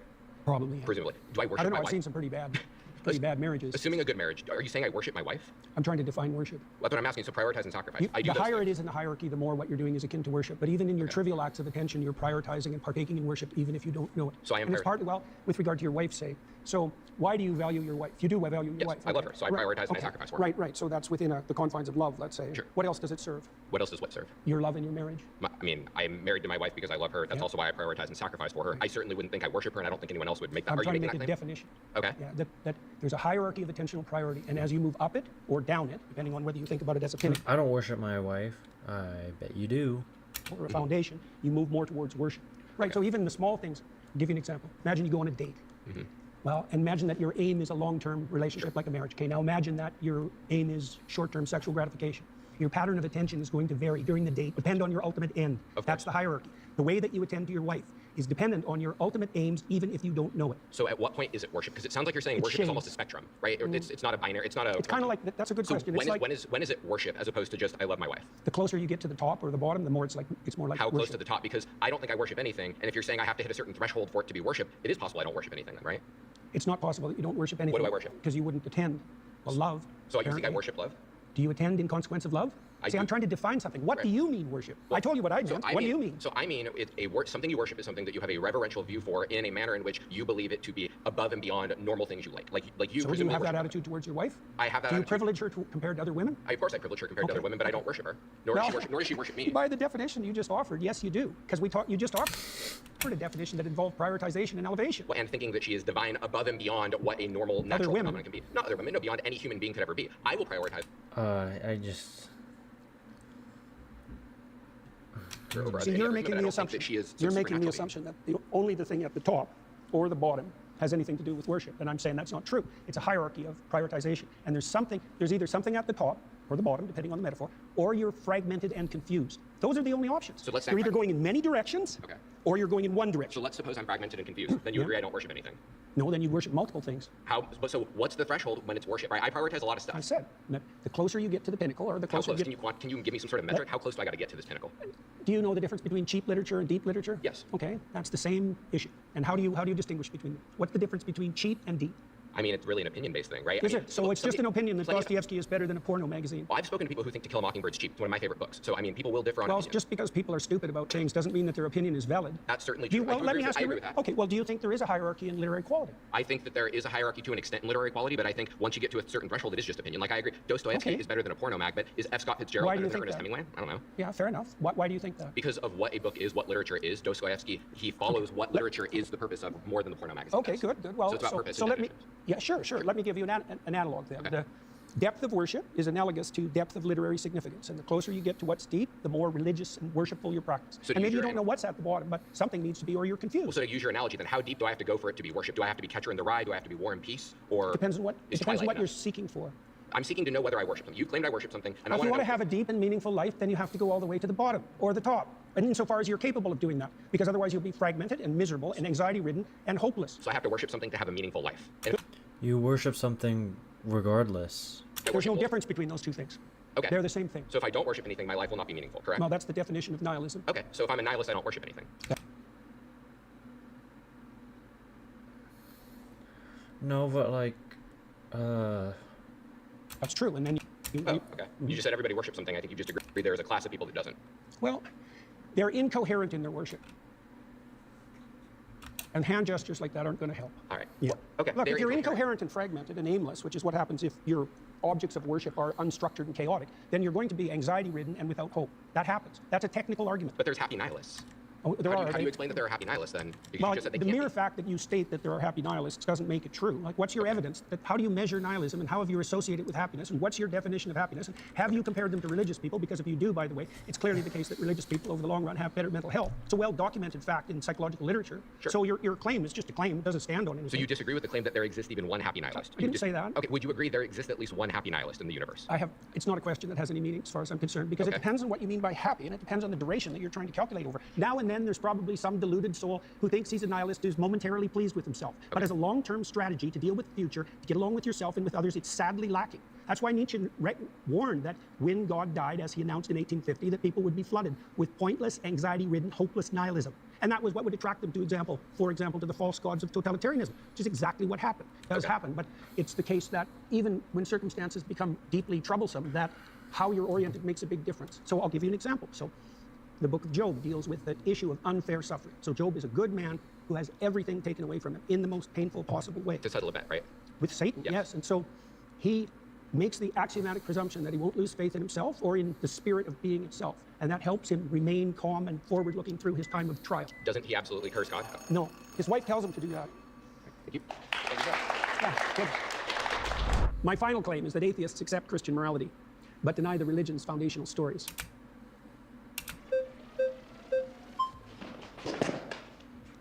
Hi there. It's very nice to meet you. What's your name? I'm Ian. Hi, Ian. Yes. So God says that you can own people as property. He says that you can beat them with a rod too. He commands genocide in Deuteronomy and Oh, they're so insufferable, these ones. in Numbers and in Samuel. I mean, they have a goddamn baby barbecue in Numbers. Like, is all of this in line with Christian ethics? No. So then God doesn't fit within Christian ethics.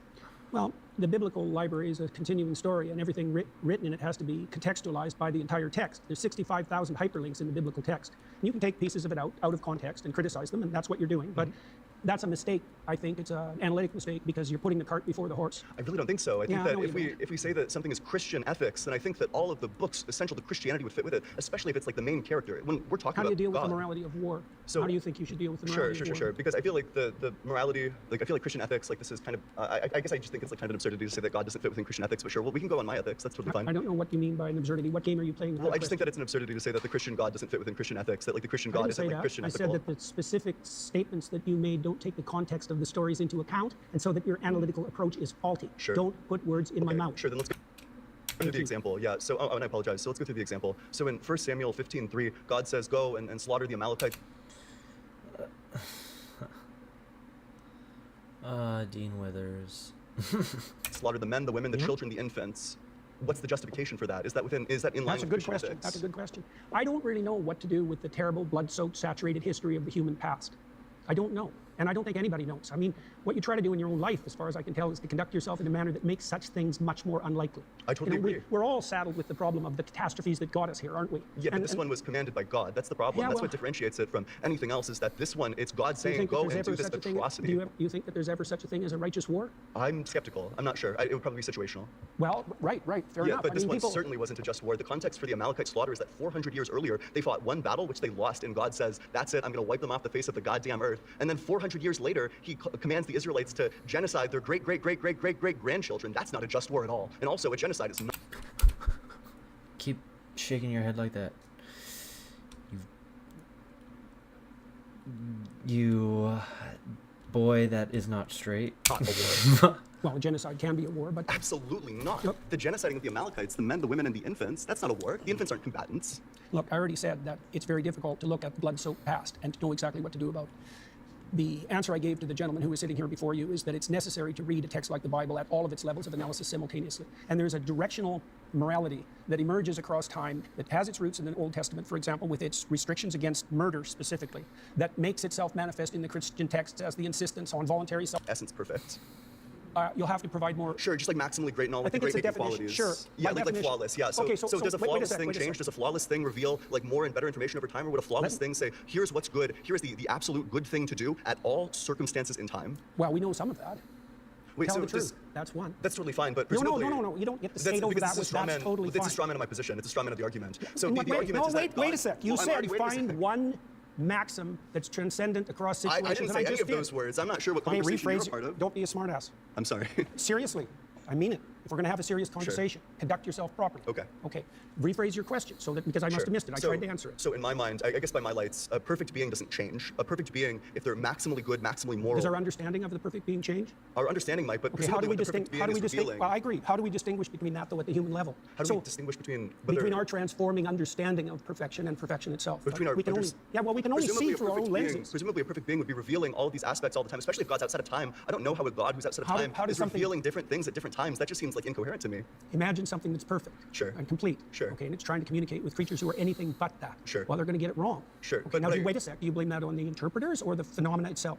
So like, for example, are you perfect in attending to your conscience? Hold on. At the point in time when God is literally the one who created us, he could have created us in a way where we would always be receptive to these principles. Where we don't have to go across like a learning curve where, maybe we'll understand like thousands of years in the future, maybe we'll do it. Oh, also, if you believe in an all-knowing God, then free will is impossible. Because wait a sec. Let's not go to that yet. You threw free will into the mix. Well, that was the answer to your question. Yeah, you said, why wouldn't God...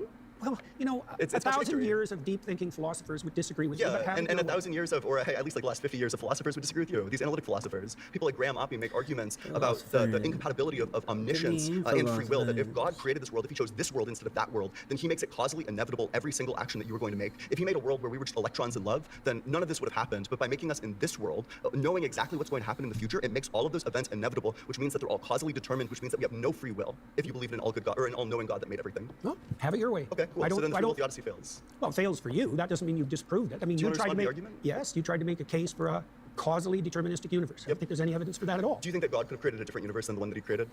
I have no idea.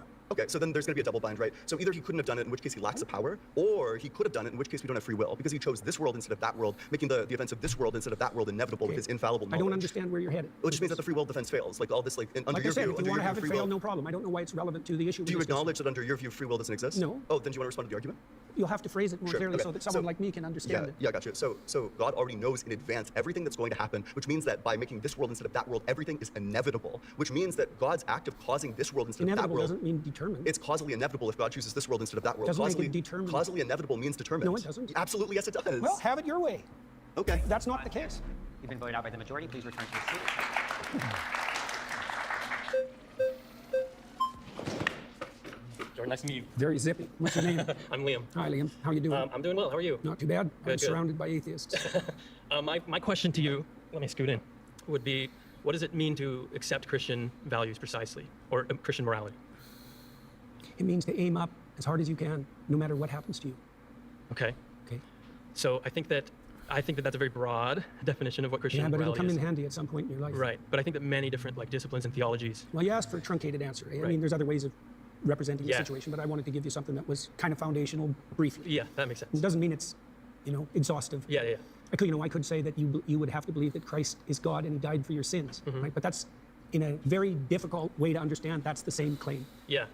If there are other theologies and disciplines that have similar types of values, how then is that definition mean? Like, wouldn't those also be Christian values under your definition? That's a good question. I spent a lot of time studying different religious systems from all over the world and found multiple interesting layers of concordance. Right. So, for example, in ancient Egypt, their god Horus, who was the reviving god of the totalitarian state, he was the god of attention, right? And the Jews hypothetically came out of Egypt, and there was crosstalk between Egyptian and Jewish foundational morality, and then that bled into Christianity. I mean, human beings all over the world have come up with moral systems that fit roughly into a pattern, and they're very usefully studied. I learned a lot about Christianity by studying Taoism, for example, like a lot. So I think you can make a case that Christianity formalized Christian morals, I think. Yeah, but how do I feel about them? Well, that you took inspiration from them, you learned from them. Maybe, That's a good start, right. because I would say that actually constitutes belief. Like you said, well, look, Right. in Noah, in the story of Noah, right, unsurprisingly, given the derivation of the word, is inspiration. And so if you take inspiration from Christian ideas, then insofar as you do that, you are in fact a believer, which was my point with regards to atheists Right. not understanding. But have you taken inspiration from Taoism or from studying Egyptian mythology? Definitely. So then you believe them under that definition? Yeah, but I've incorporated them into something I think that's more comprehensive. Is it possible to take inspiration and to appreciate the teachings without being a believer in their truth claims? It depends. No, I don't think so. But I think, you see, there are different kinds of truth claims, right? There's propositional truth claims, which are the truth claims of what you say. And then there's embodied truth claims, which is the truth claims of what you do. That should be prioritized.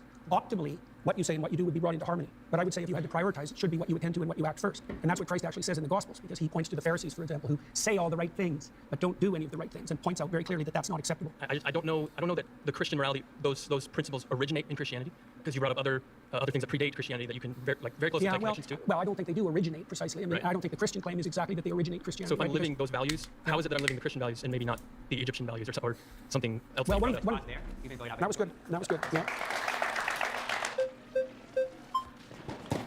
Hi. Hello there. How you doing? I'm good. How are you? Good. What's your name? I'm Kamari. So I was curious about this Christian morality that you're talking about, because a lot of my issues with Christianity have to do with the base morality of it, specifically with the idea of the rapture and how we see people that aren't going to come up with us with the rapture and that concept of heaven and hell. I don't really agree with that morality. But if you could explain that to me and how I do agree with that, I would love to hear. Well, I can't explain the rapture to you because that isn't something I concern myself with, and that's more of a sectarian belief than something that's central to Christianity. Now, there's all sorts of evangelical Protestants who might disagree with that, but that doesn't have anything to do with me.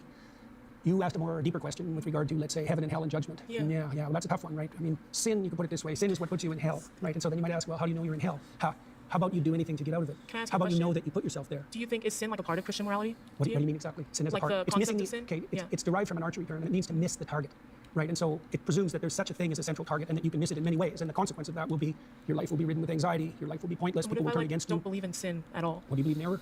I you don't made any mistakes? What if I believe that the mistakes that you make, that they're fixable, and so that no sin is finite, and that the Well, that's a idea Christian belief. of the idea of hell, I don't believe That's in also it. a Christian belief, by the way. A Christian belief in hell? No, that there's no sin. Well, there's one. The sin against the Holy Ghost is unforgivable, but that's really the sin against the process that would enable you to learn. Okay. But there's a Christian belief that hell does exist, and if I commit sin, I'm going to go there, correct? Yes. So what if I don't believe in that? I think that when you can I explain a little bit? Sure. Okay. I think that when you commit sin, that it's because of a lot of environmental factors in your life, like where you were born and who you were raised by, and so there are certain things that lead you down a dangerous path. And once you are dead, I think you're kind of removed of that person. There's no there are no factors of the earth that have to. What happens after death? Right. So I would ask you, in these times that you suffered terribly in ways that you thought would never end, do you believe that you had any causal role in that?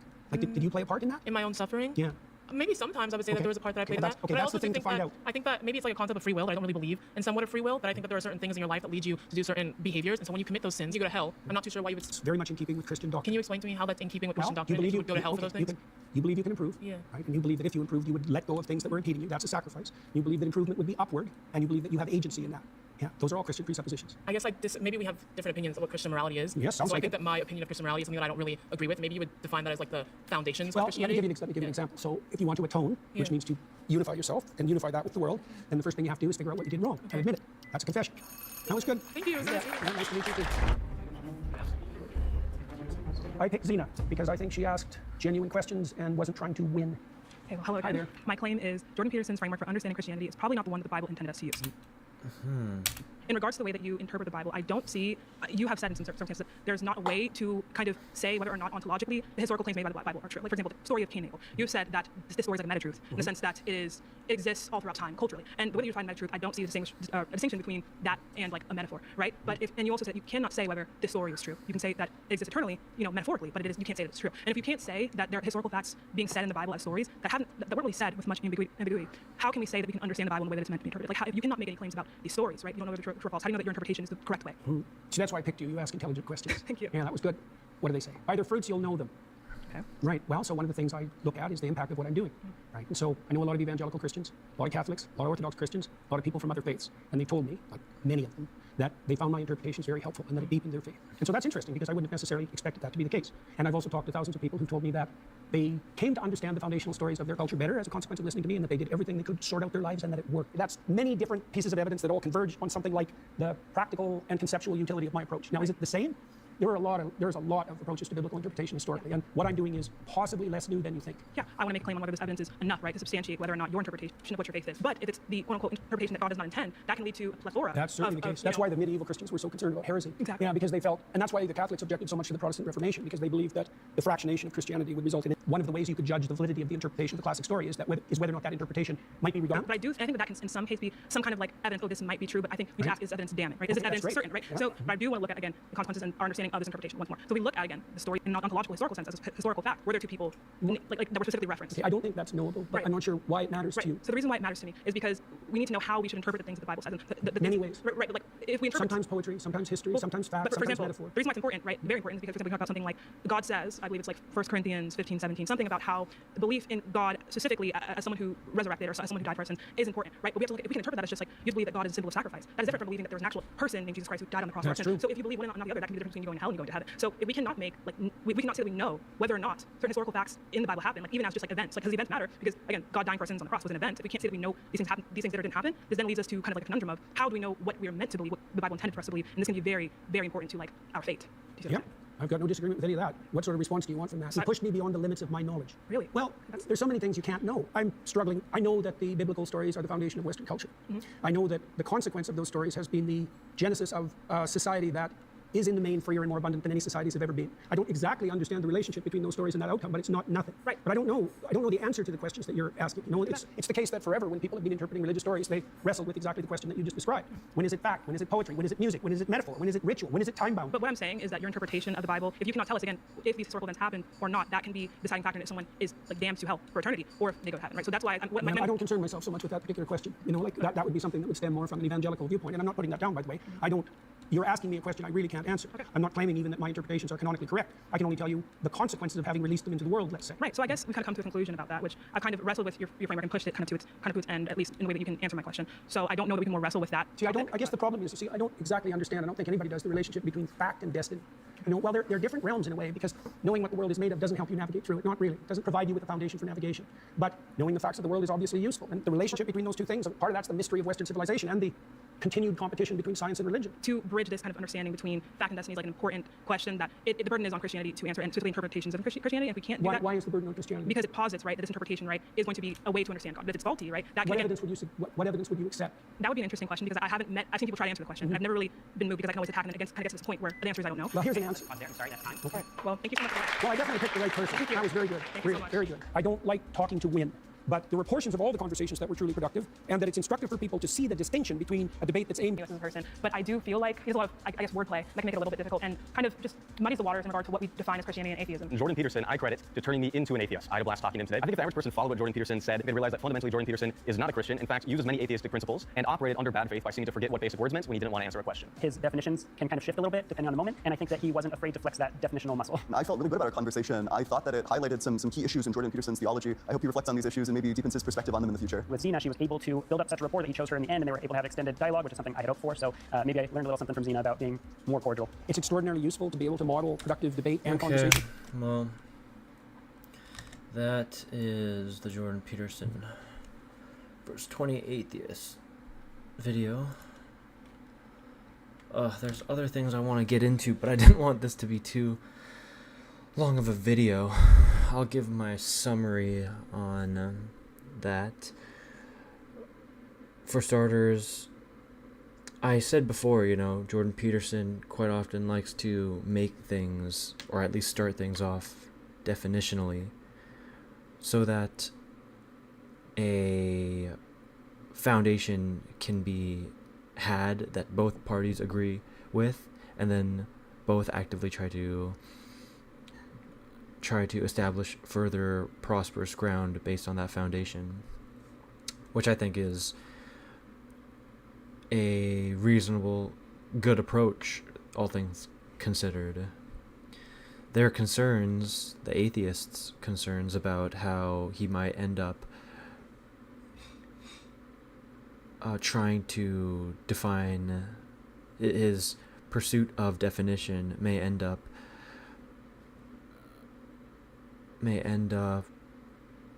what they said, muddy the waters and not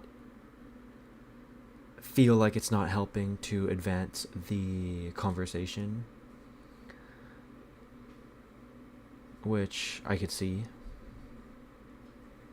I do enjoy his conversations when both parties are interested in setting definitions and then building upon those definitions used.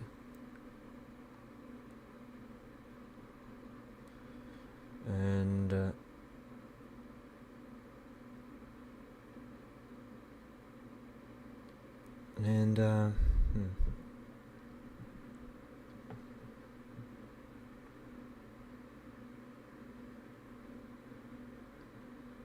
I appreciate it. It wasn't too difficult to not cringe to as I initially thought it was going to be.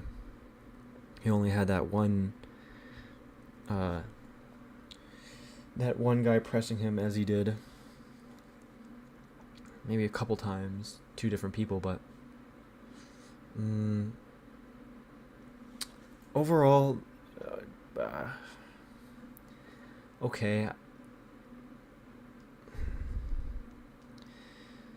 Not too much to say because Jordan Peterson wasn't really establishing too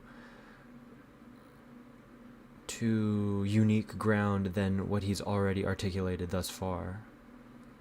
And although pressed, it seemed like he was very adamant about establishing proper ground so that a good dialogue can be had and a good back and forth can be had, rather than really announcing his position and making an outright claim, defending that claim. So insofar as Jordan Peterson was to have a good conversation, I think it was good. But in so far as we were looking to see arguments that were really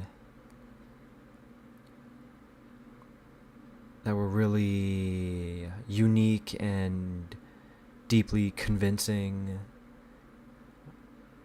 it wasn't too many of those kind of exchanges. There was not too many there was not that many of those kind of exchanges.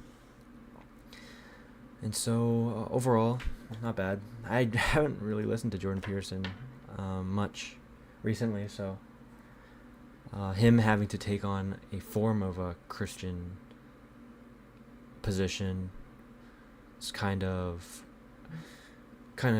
interesting to see. So that's what I have to say on that. I do have a couple of other things I wanted to react to. I didn't think that I was actually gonna go through a large majority of that video, but I'm gonna probably end it.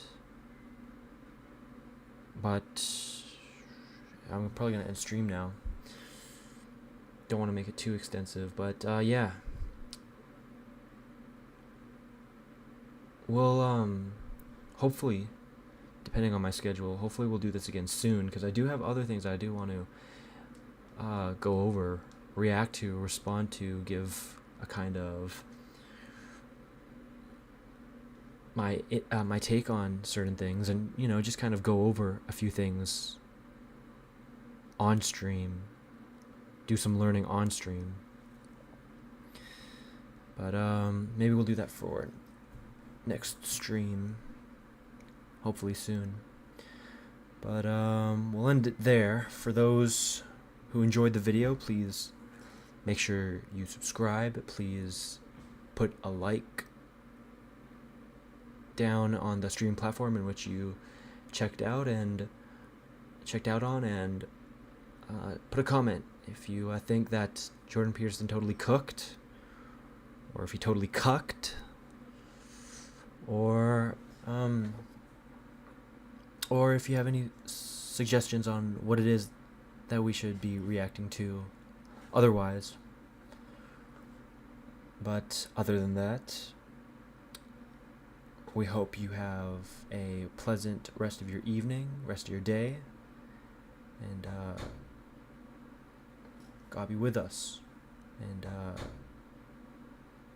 God be with us.